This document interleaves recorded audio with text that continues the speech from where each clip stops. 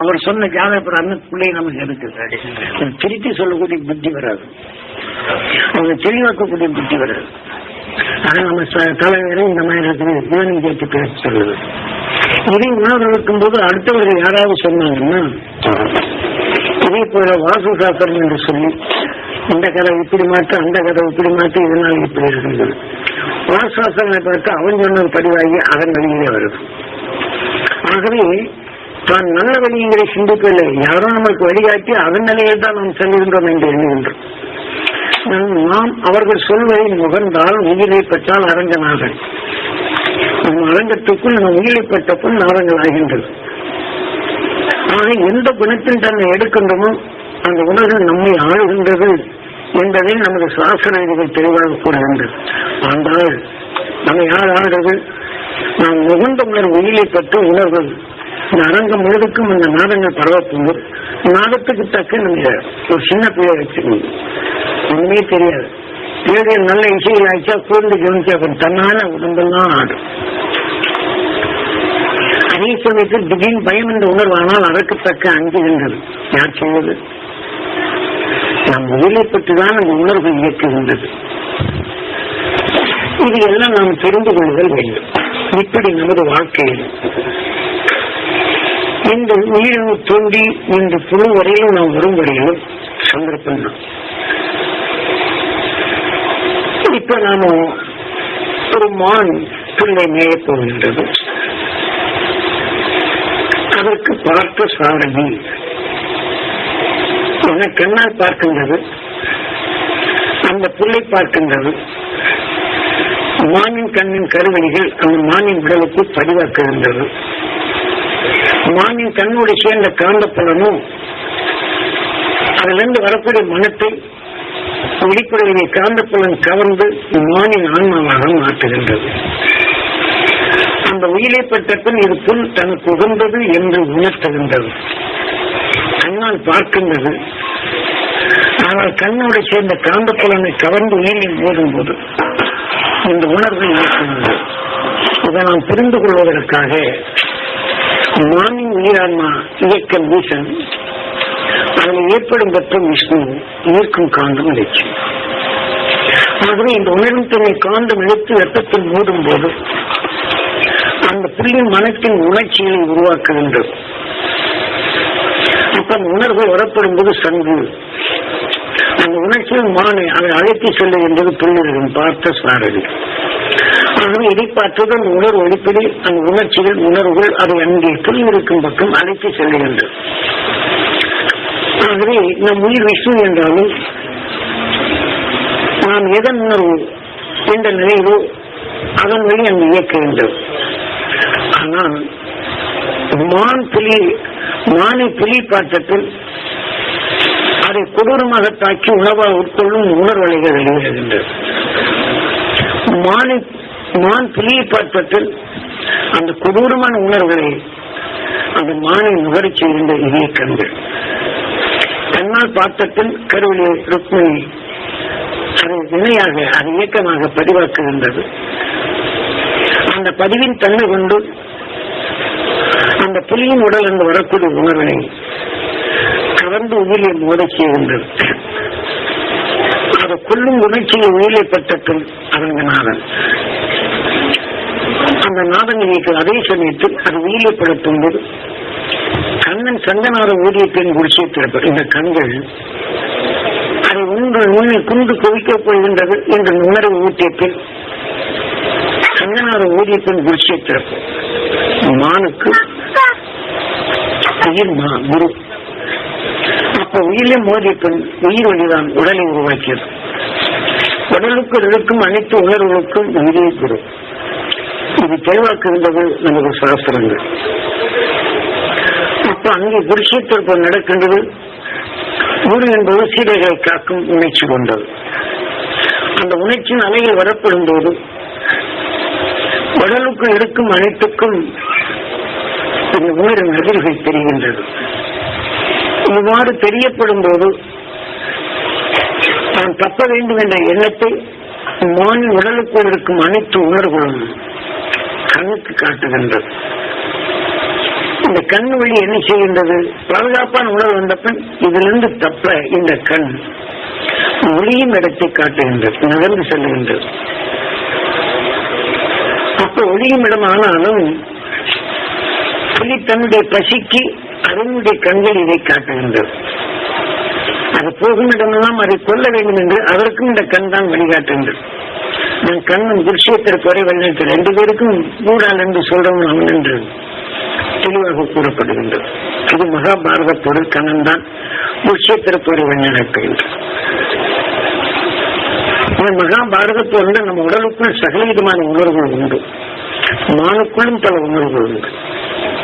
இங்கே குருஷேத்திர போர் நடந்தாலும் அதன் உடலுக்குள் சென்ற மகாபாரதத்தோடு எல்லாமே சேர்த்து அதே கண்ணுக்கு வரப்போகும்போது தப்பிக்கும் மார்க்கத்தை காட்டுகின்றான் இங்கே. ஆனால் அதை கொள்வதற்கு வழியும் காட்டுகின்றான் இதே கண்ணன் தான் கண்கள்.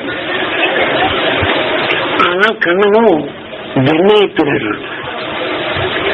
ஆகவே மானின் சாந்தமான வெண்ணையை திருடி இது கொள்ள வேண்டும், உணவுக்கு ரசித்தது என்ற நிலை இங்கு வருகின்றது. அந்த புலியின் உணர்வு உயிரைப்பட்ட பின் அந்த உணர்வு வேகங்கள் சத்தியபாமா உண்மையை உண்மை கொள்ளப் போகின்றது. இந்த உணர்வு ஆக்கிய பின் அந்த உண்மையான உணவை பாமா தனதாக ஆக்கிக் கொள்கின்றது. உணர்வு அது ரத்தத்தோடு கலந்த பின் ஆனால் சூரியன் வரக்கூடிய வெப்பம், காந்தம், விஷம் என்ற 3 நிலையை வெளிவருகின்றது. இப்படி 27 நட்சத்திரங்களும் பிற மண்டலங்கள் என்று கடுமையான விஷயத்தன்மை கவருகின்றது. அதனை ஏற்படுத்தும் பால்வெளி மண்டலத்திலிருந்து வருவதை நமது சூரியன் கவர்கின்றது. தன் அருகிலே வரப்படும் போது தன் உடலில் உருவான பாதரசத்தால் மோதுகின்றது. இப்படி மோதிய அந்த பாதரசத்தால் வெப்பமாகி விஷம் பிரிந்து செல்லுகின்றது. அதே சமயத்தில் காந்தம் உருவாகின்றது. ஆனால் காந்தம் உருவான பின் கடைசியில் பிரிந்து செல்லும் விஷத்தை, பலவீனமான விஷயத்தை இந்த காந்தம் கலந்து தன்னுடன் இணைத்துக் கொள்கின்றது. இப்படி இணைத்துக் கொண்டால் காந்தம் கவரும் சக்தி, வெப்பம் உருவாகும் சக்தி, விஷம் இயக்கும் சக்தி, இப்படி ஒரு இயக்க அணுவாக மாறுகின்றது. இது வேறுகள் தெளிவாக கூறப்படுகின்றது. இப்படி ஏற்பட்டாலும் இதை நாம் புரிந்து கொள்வதற்காக லட்சுமி நாராயணா சூரியன் காந்தத்தால் வளர்க்கப்பட்டது, வளரப்பட்டது சூரியன். ஆனால் உலகினை இயக்குகின்றது. நாராயணன் மறு அவதாரம் மறுபடியும் மோதலாகி வெப்பமாகின்றது. ஆகவே இது விஷ்ணு ஆகின்றது. ஆக வெப்பமாகும் போது வெப்பத்தில் இருந்துதான் ஈர்க்கும் காந்தமாகின்றது. அதனால்தான் காந்தத்தால் கவரப்பட்ட சூரியன் ஸ்ரீதேவி, கவர்ந்து கொண்ட உணர்வு உடலாகும் போது பூமி. ஆகவே நாராயணுக்கு 2 மனைவி. சாஸ்திரங்கள் இவ்வளவு தெளிவாக கூறப்படுகின்றன. இங்கே மறுபடியும் வெப்பமாகும் போது வெப்பத்தால் விஷம் நகர்ந்து சென்ற இந்த நீக்கும் சக்தி வருகின்றது. நான் விஷ்ணுவின் மனைவி லட்சுமி. ஆகவே இந்த வெப்பத்தால் இது தாங்கும் இந்த பூதேவி, இந்த உணர்வு கொண்டு தான் நீக்கும் சக்தி ஸ்ரீதேவி. ஆக விஷ்ணுவுக்கு 2 சக்திகள், 2 மனைவி என்று சொல்வார்கள். இதனால் நாம் புரிந்து கொள்ள வேண்டும். எந்த இயக்கின் உண்மை இயக்கங்களை நம்மை நாம் அறிதல் மனிதனுக்கு உண்டு. மனிதனில் இது உணரவில்லை, இது அறிய முடியவில்லை என்றால் மீண்டும் வளர்த்து பிடி. நாம் எப்படி வளர்ச்சி பெற்றமோ சந்தர்ப்பம் வேதனைப்படுவதை பார்த்து நாம் பாசத்தானால் வேதனை நமக்கு வளர்ச்சி மீண்டும் கீழே போடும். கோபப்படுவதை பார்த்தா குடிக்கும் புலியாகவும் மாறுகின்றோம். இது எல்லாம் நாம் எடுத்துக்கொண்ட உணர்வுக்கு இது வலுவது. அதன் வழி நம்மை அழைத்து செல்லும் நம்முடைய உயிர். ஏனென்றால் மனித 6வது அறிவு கொண்ட பின் அதுதான் நம்ம இயக்கத்தை புரிந்து கொண்டவன் தான் இந்த உண்மையை சொல்லுகின்றான். அதை நாம் உணர்ந்து நம்ம வாழ்க்கையை நாம் கடைபிடிக்க தவறினால் மனிதனை உருவாக்கிய அந்த உயிரின் தண்ணி வேதனை, வெறுப்பு, கோபம், குரோதம் இதை போன்ற உணர்வுகள் நாம் தொடக்க தவறினால் நம்மை அது கவர்ந்து மனித நிலை இழக்க நேரம். இதற்குத்தான் சொல்றேன். அந்த இந்த விஷ்ணு என்ற நிலைகளில் ஆனத்தில் அதே சமயத்தில் இங்கே நம்ம பூமிக்கு வருகின்றது. காந்தம் கவரும் சக்தி விஷம் இயக்கும் சக்தி, வெப்பம் உருவாகும் சக்தி. என்றாலும் அந்த இயக்க சக்தியான அணுக்கள் விடப்படும் போது இந்த புலியின் உணர்வை அது கவர்ந்து விடுகின்றது. அது வலிமையானது, விரைப்பொழுது அதன் உணரை கொண்டு தாக்க வல்லமை பெற்றது. இதற்காண்டி அதை கவர்ந்து கொண்ட பின் இந்த காந்தம் இந்த காரமான உணர்ச்சியை அவர் நுகர்ந்து கொண்டால் வாலி. அதனால் வலிமையான நிலையில் பெறுவதனால் அதற்கு பேர் இந்த கடுமையான உணர்வை நாம் உணர்வதற்கு வாலி என்ற நிலையை, அதற்கு அர்ஜுனன் வலிமை கொண்டவன் என்ற நிலையை கொண்டார். அப்படி அந்த கவர்ந்து கொண்டால் அதே அணு காந்தம் கவர்ந்து தன்னுடைய எடுத்து கொண்டு பரப்பிடணும். பிரம்மாவின் மனைவி சரஸ்வதி எந்த புலியின் உணர்வை தனக்குள் இணைத்துக் கொண்டதோ இதோடு சேர்த்த இந்த விஷம் அவன் உணர்ச்சிகளை இயக்கும். அந்த உணர்ச்சியை இயக்கவில்லை என்றால் இந்த அணுக்கு செயலில்லை. ஆனால் எந்த சத்தின் தன்மை கொண்டதோ பிரம்மாவின் மனைவி சரஸ்வதி அந்த புலியின் உணர்ச்சியின் ஞானமாக அது எதை செயல்பட்டதோ அதன் இயக்கமாக தான் இயக்கம் என்பதனை தெளிவாக கூறப்படுகின்றது நமது சாஸ்திரம். இப்படி இந்த மான் அந்த புலியின் உணர்வு நுகரப்படும் போது அந்த உயிரை பெற்ற அபாய குரல் எழுப்புகின்றது. அந்த உணர்ச்சியில் வேகமாக அந்த சங்கு சக்கரம் அந்த உணர்ச்சியில் சுழல்கின்றது. உயிரை பெற்ற பின் அந்த புலியின் உணர்வை இது கவர்ந்து கொண்ட பின் உணர்ச்சியில் உமிழ்நீராக மாறுகின்றது.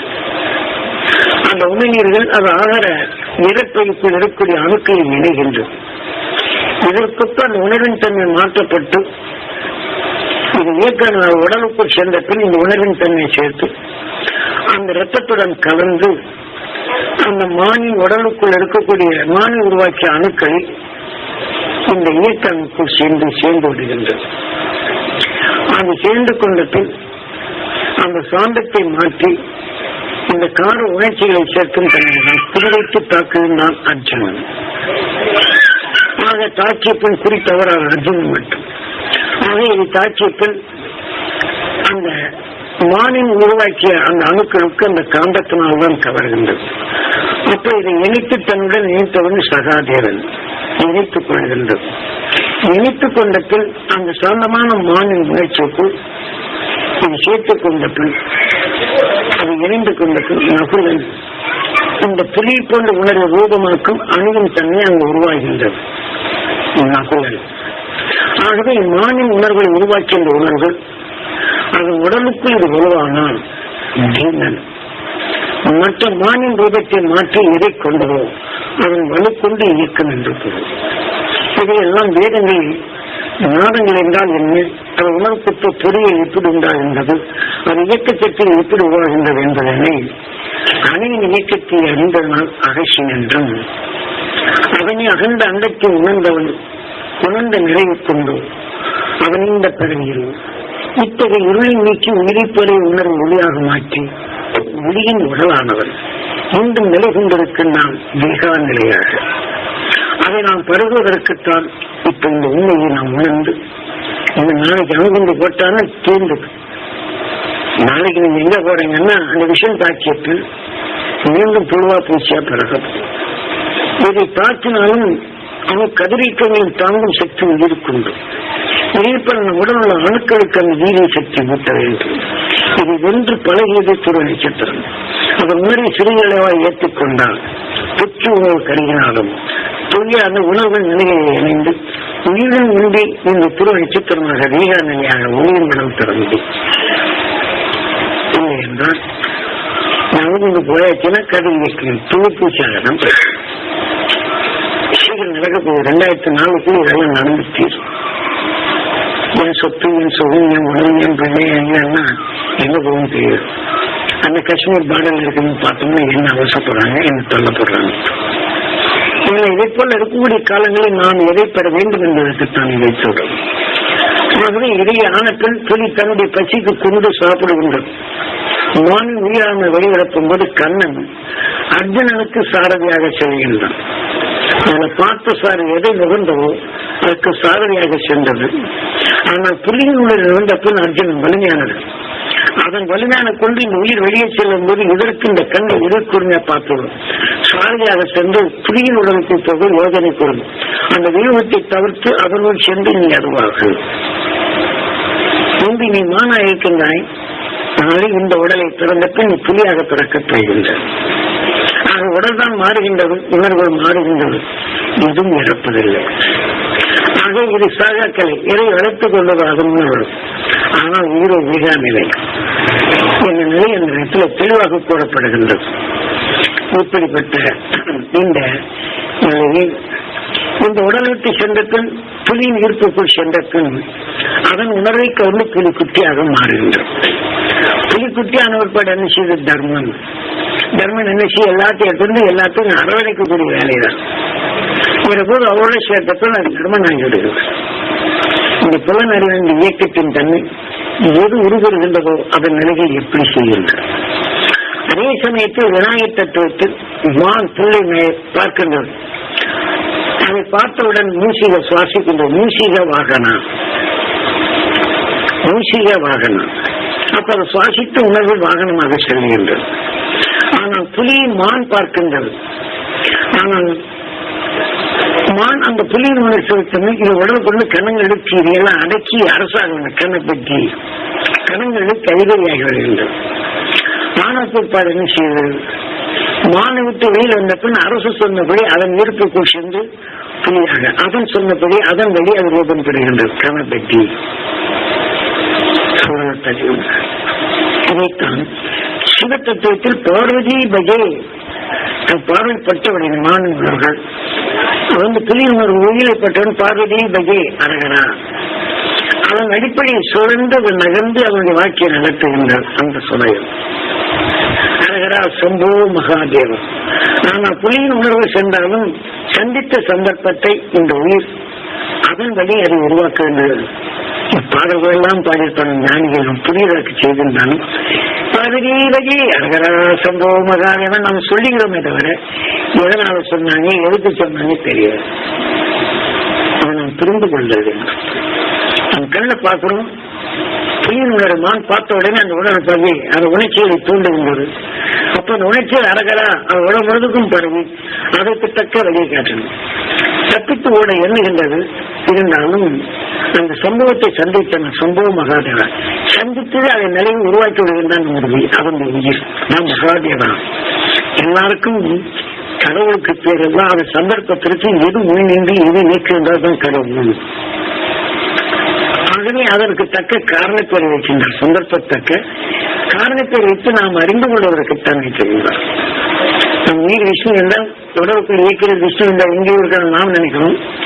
நம் உயிரின் இயக்கத்தை வீசன் என்றும் நாம் நகர்ந்து அந்த சப்தங்களை நான் சங்க கையில கொடுத்து சக்கரத்தை போட்டு சங்க சக்கரதாரின்னு சொல்றோம்.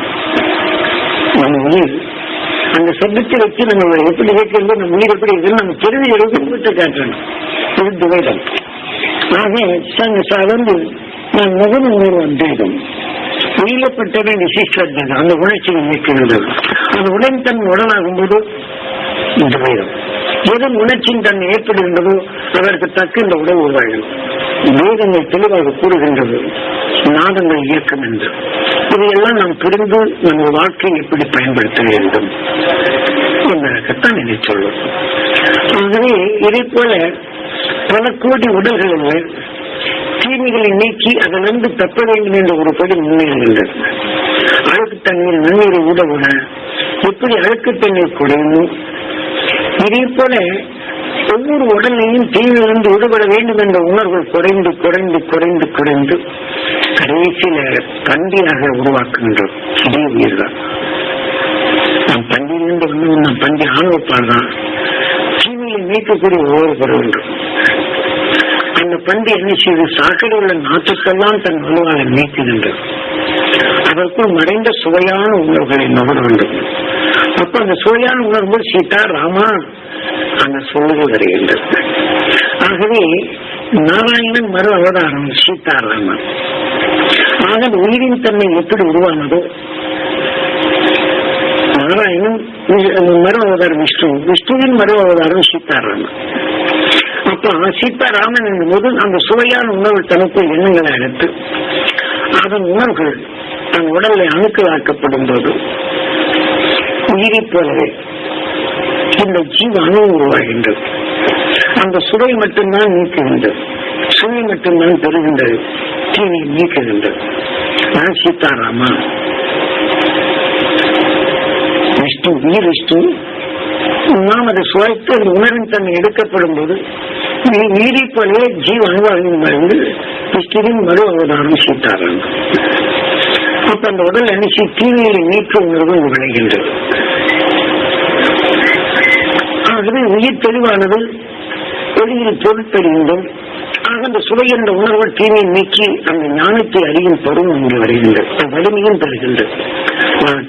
வராகம் பல கொடுமைகளை நீக்கி நல்ல உணர்வை பெற முடியும் என்பதற்குத்தான் அதற்கு காரணக்கரை வச்சு பண்டி உடலை போட்டு மனித உடலை போட்டு பண்டிதலை போட்டு வராகனை நிலை காட்டுறோம். இப்படி எல்லாம் நம்ம வந்த உணர்வு நம்ம புரிந்து கொள்ளும். இது உருவாக்கி யார் நம்ம உயிர் தெளிவாக்கப்படுகின்றது. அப்ப அந்த உடல்ல பல கோடி எத்தனையோ உடல்களே எத்தனையோ இம்சையிலிருந்து தப்ப வேண்டும் என்ற நிலை கொண்டு அதன் வலிமையால் தீமையை நீக்கும் வலிமை பெறுகின்றது. சாக்கடைக்குள் இருக்கக்கூடிய நாட்டத்தை பிளந்து நல்ல உணர்வு அது வாழ்நாள் முழுவதுக்கும் அருகே சேர்க்கின்றது. அப்ப பண்டிகை வாழ்க்கையில் நாம் அழுக்குத்தண்ணி நன்னீரை விட்டால் எப்படி மாறுகின்றதோ இதே போல தீமைகள் அது குறைந்து அதற்குண்டான வலு இல்லைங்கிற போது அந்த இயக்கத்திற்கு வெளிவந்து விடுகின்றது. இந்த உயிர் வந்த பின் அதற்கு தக்க இந்த பொறிகளை உண்டாக்கி மனிதனை உருவாக்குகின்றது. மனிதனான பின் நாம் உணவாக உட்கொள்ளும் உணவுக்குள் மறைந்து வரும் நஞ்சை மலமாக மாற்றுகின்றது. நஞ்சை மலமாக மாற்றுகின்றது. பின் நாம் உடல்ந்தவர்கள் நஞ்சு என்றால் அதை சமப்படுத்தும் தன்மை வருகின்றது. நஞ்சை அடக்கி ஆட்சி புரியும் மண்ணின் ஆடவர்கள் பரசுராம் என்ற நிலை வருகின்றது. இப்படி நமது வாழ்க்கை பலருடைய உணர்வு பலவிதமான உணர்வுகள் நாம் உடப்படும் போது பலராம் பல எண்ணங்கள் நமக்கு உருவாகின்றது. ஆக பல உணர்வுகள் அறியும் தன்மை வருகின்றது.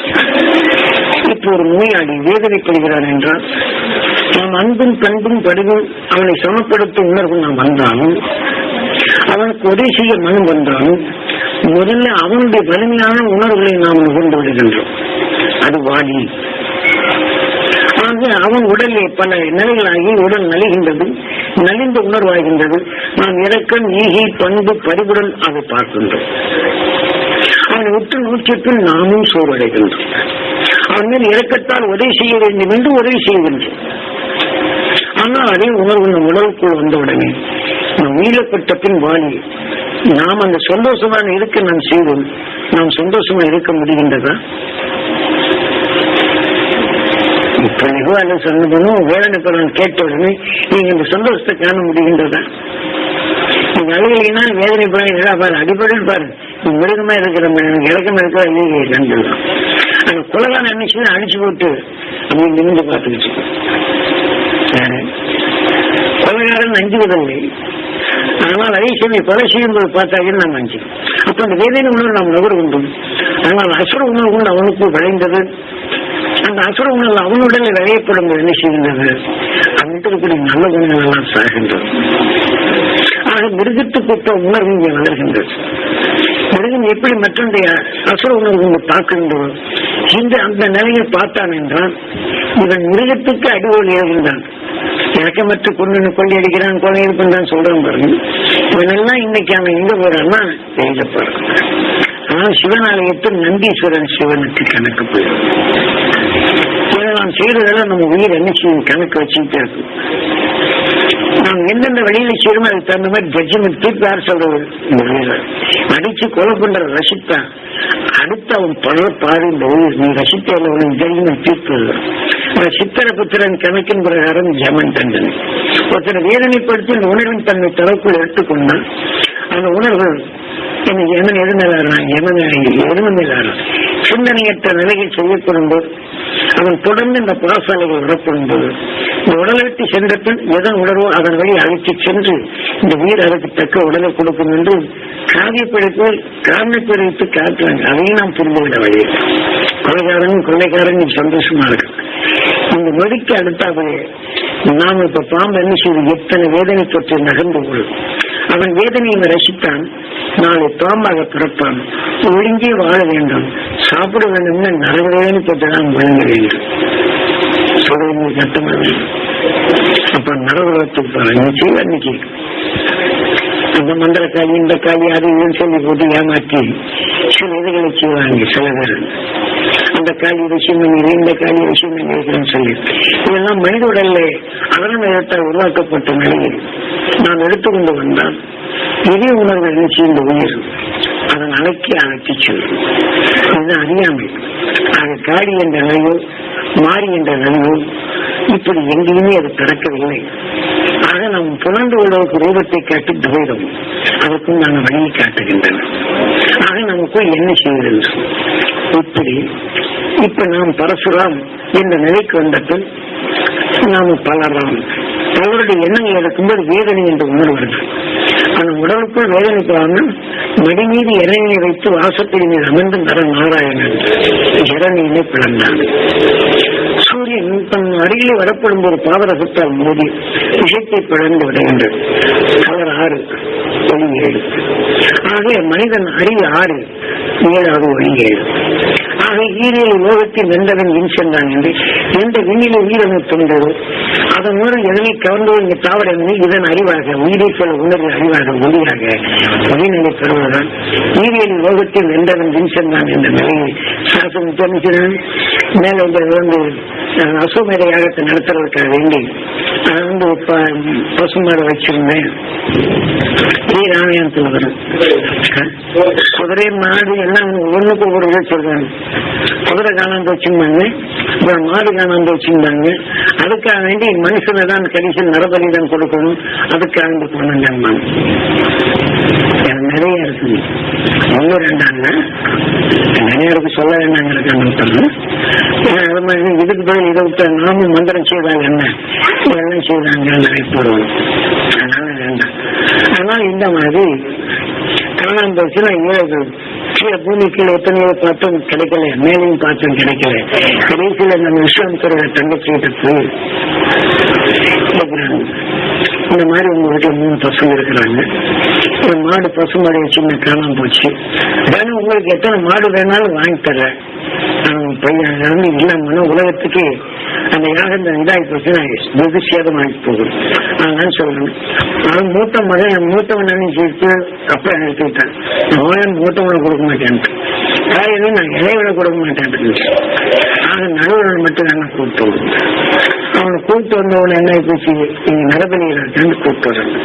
அப்ப விஸ்வாமித்திர பார்த்துக்கிறாங்க, மாமா மூத்தவன் அண்ணனே அப்பா எடுத்துக்கிட்டாரு, தம்பியை அம்மா எடுத்துக்கிட்டு நீங்க நரபலிக்கு அனுப்புறாங்க, என்னை காப்பாற்றுவீங்க.